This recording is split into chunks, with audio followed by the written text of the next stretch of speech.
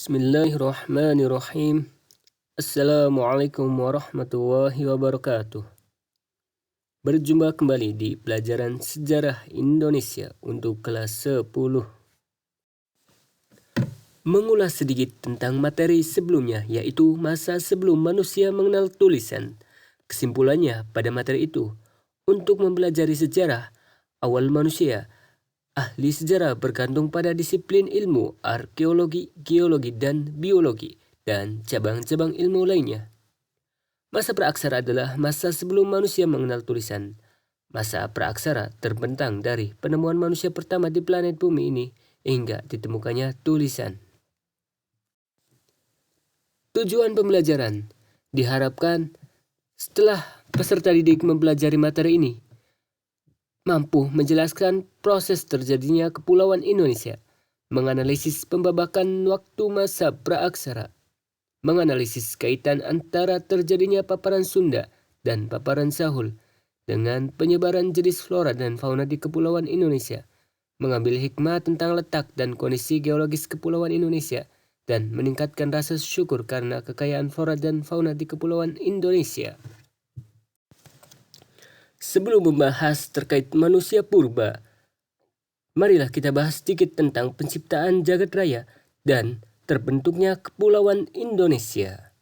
Dalam Quran surat Hud ayat 7 dijelaskan bahwa di situ ada penciptaan langit yang terjadi dalam 6 masa. Bismillahirrahmanirrahim. وهو الذي خلق السماوات والأرض في 6 أيام وكان عرشه على الماء ليبلوكم أيكم أحسن عملا ولئن قلت إنكم مبعوثون من بعد الموت ليقولن الذين كفروا إن هذا إلا سحر mubin. Shadaqallahul azim. Dan di situ dijelaskan bahwasanya alam semesta Allah menciptakan langit dan bumi dalam 6 masa. Namun, dalam teori sains dijelaskan bahwa teori yang paling terkenal terkait penciptaan alam semesta adalah teori Big Bang atau Big Bang Theory. Dalam teori ini diungkapkan bahwasanya alam semesta mulanya berbentuk gumpalan gas yang bisa dilihat di nomor 1 yang mengisi seluruh ruang jagat raya. Kemudian, setelah itu, materi yang terdapat di alam semesta mulai berdesakan satu sama lain dalam kondisi suhu dan kepadatan yang sangat tinggi, sehingga hanya tersisa energi berupa proton, neutron, dan elektron yang bertebaran ke seluruh arah. Ledakan dahsyat itu menimbulkan gelembung-gelembung alam semesta yang menyebar dan mengembung ke seluruh penjuru, sehingga membentuk galaksi. Bisa dilihat nomor 6. Bintang-bintang, matahari, planet, dan bumi, bulan, dan meteorit. Bumi kita hanyalah salah satu titik kecil saja di antara tata surya yang mengisi jagat semesta.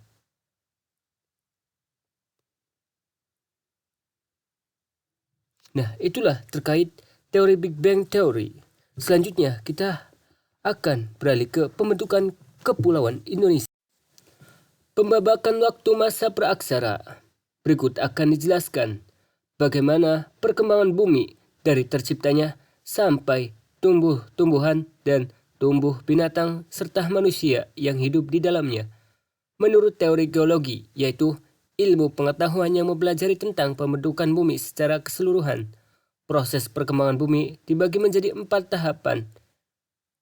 4 tahapan masa yaitu 1. Azoikum, artinya tidak ada hewan ataupun tidak ada kehidupan, yaitu zaman sebelum adanya kehidupan. Pada saat ini, bumi baru terbentuk dengan suhu yang relatif tinggi, waktunya lebih dari 1 miliar tahun lalu.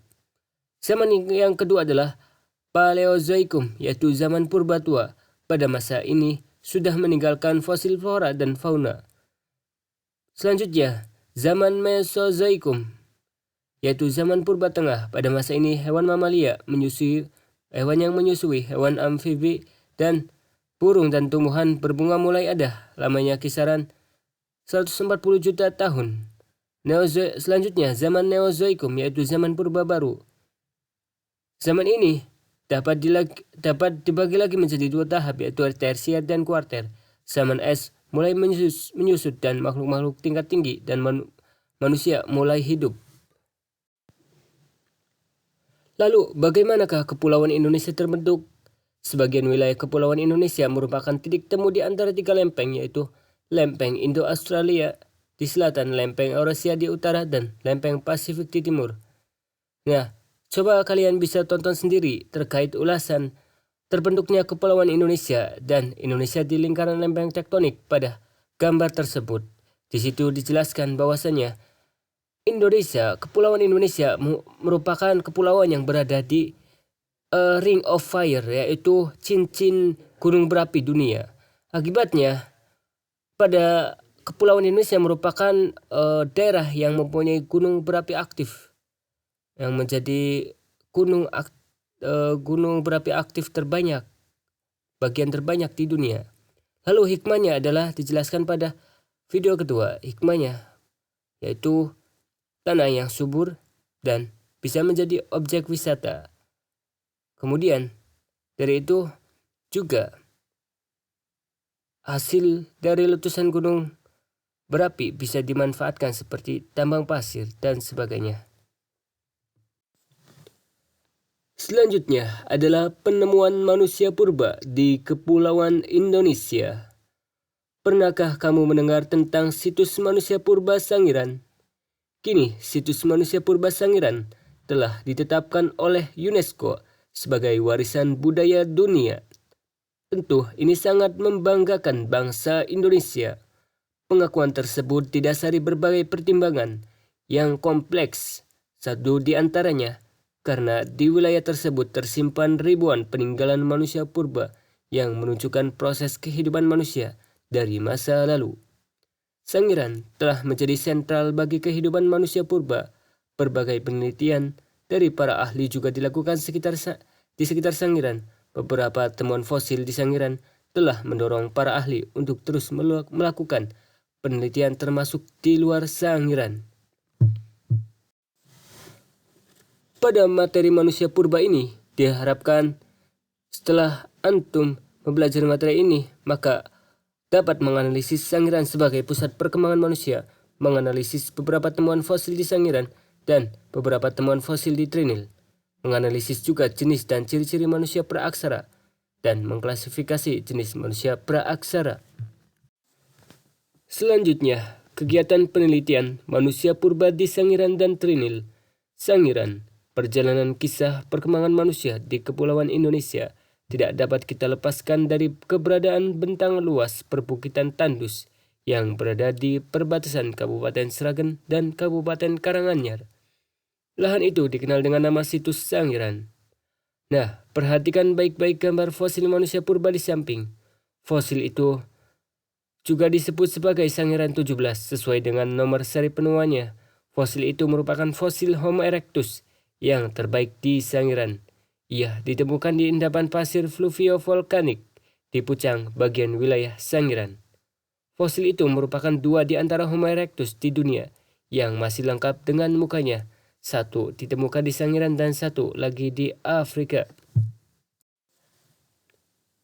Kegiatan penelitian manusia purba selanjutnya di Trinil, Ngawi, Jawa Timur. Trinil adalah sebuah desa di pinggiran Bengawan Solo, masuk wilayah administrasi Kabupaten Ngawi, Jawa Timur. Ekskavasi yang dilakukan oleh Enggen Dubis di Trinil telah membawa penemuan sisa-sisa manusia purba yang sangat berharga bagi dunia pengetahuan. Penggalian Dubis dilakukan pada endapan aluvial Bengawan Solo. Dari lapisan ini ditemukan atap tengkorak, Pithecanthropus erectus, dan beberapa buah tulang paha utuh dan fragmen yang menunjukkan pemiliknya telah berjalan tegak. Peninggalan manusia purba tipe Pithecanthropus erectus juga ditemukan di Mojokerto, Blora, dan Sragen, Jawa Tengah. Berdasarkan beberapa penelitian yang dilakukan oleh para ahli, dapatlah direkonstruksi beberapa jenis manusia purba yang pernah hidup di zaman praaksara, yaitu jenis Meganthropus, jenis Pithecanthropus, dan jenis Homo. Nah, berikut akan dijelaskan jenis manusia masa praaksara. Jenis yang pertama adalah Meganthropus. Jenis manusia purba ini terutama berdasarkan penelitian von Koningswald di Sangiran tahun 1936 dan 1941 yang menemukan fosil rahang manusia yang berukuran besar. Bisa dilihat di samping, merupakan fosil rahang bawah Meganthropus paleojavanicus. Dari hasil rekonstruksi, kemudian para ahli menamakan jenis manusia ini dengan sebutan Meganthropus paleojavanicus, artinya manusia raksasa dari Jawa. Jenis manusia purba ini memiliki ciri rahang yang kuat dan badannya tegap. Diperkirakan makanan jenis manusia ini adalah tumbuh-tumbuhan. Masa hidupnya diperkirakan pada zaman Pleistosen awal. Selanjutnya adalah penemuan manusia purba di Kepulauan Indonesia. Pernahkah kamu mendengar tentang situs manusia purba Sangiran? Kini, situs manusia purba Sangiran telah ditetapkan oleh UNESCO sebagai warisan budaya dunia. Tentu ini sangat membanggakan bangsa Indonesia. Pengakuan tersebut didasari berbagai pertimbangan yang kompleks. Satu di antaranya, karena di wilayah tersebut tersimpan ribuan peninggalan manusia purba yang menunjukkan proses kehidupan manusia dari masa lalu. Sangiran telah menjadi sentral bagi kehidupan manusia purba. Berbagai penelitian selanjutnya adalah manusia jenis Homo. Fosil jenis Homo ini pertama diteliti oleh von Richthofen di Wajak. Penelitian dilanjutkan oleh Enggon Dubis bersama kawan-kawan dan menyimpulkan sebagai jenis Homo. Ciri-ciri jenis manusia Homo ini: muka lebar, hidung dan mulutnya menonjol, dahi juga masih menonjol, sekalipun tidak semenonjol jenis Pithecanthropus. Bentuk fisiknya tidak jauh berbeda dengan manusia sekarang. Hidup dan perkembangan jenis manusia ini sekitar 40.000 sampai 25.000 tahun yang lalu. Tempat-tempat penyebarannya tidak hanya di Kepulauan Indonesia tetapi juga di Filipina dan Cina Selatan. Baik, terlepas dari keberadaan fosil-fosil manusia purba, kita sebagai umat muslim harus tetap yakin bahwasanya manusia pertama yang ada di bumi adalah Nabi Adam, sesuai dengan firman Allah Subhanahu wa taala dalam Quran surat Al-Baqarah ayat 30. Bismillahirrahmanirrahim. Wa idz qala rabbuka lil malaikati inni ja'ilun fil ardi khalifah. Qalu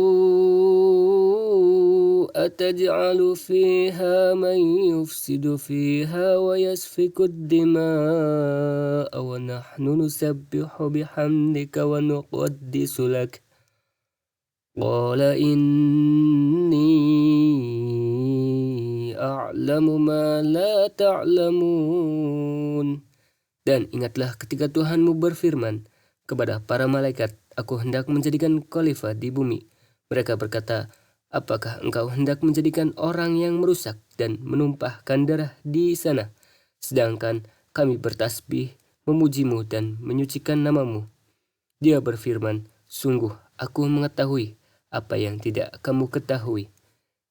Shadaqallahul azim. Kesimpulannya, di Indonesia terutama di Pulau Jawa banyak ditemukan fosil manusia purba. Fosil-fosil itu antara lain fosil Meganthropus, Pithecanthropus, dan fosil Homo. Manusia-manusia purba tersebut bukan nenek moyang bangsa Indonesia karena mereka mengalami kepunahan pada kala Pleistosen akhir. Lalu, siapakah nenek moyang bangsa Indonesia? Nah, nenek moyang bangsa Indonesia akan dibahas pada pertemuan selanjutnya. Terima kasih. Wassalamualaikum warahmatullahi wabarakatuh.